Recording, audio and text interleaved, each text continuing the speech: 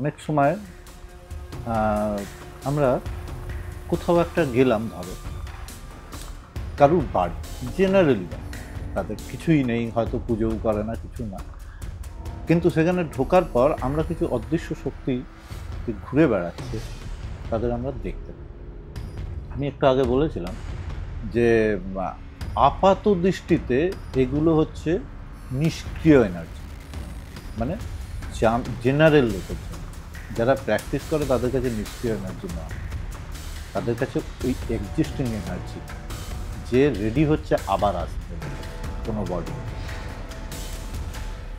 সেক্ষেত্রে মানে এবার কি হয়, ধরো আমি এখানে তোমার সঙ্গে বসে আছি, তোমার পাশে কেউ বসে আছে, তুমি ফিলও করতে পারো, আমি কিন্তু সেটাকে ফিল করতে পারবো, বা আমি চাইলে সেটাকে দেখতে পারবো। সেই চাওয়ার মধ্যে আছে কি, আমাদের মধ্যে কিছু লেনদেন প্রসেস আছে, যেগুলো আমরা এখান থেকে প্রদান করতে পারি, তবেও অ্যাকসেপ্ট করে দেখাতে পারি নিজেকে, না হলে পারবো না।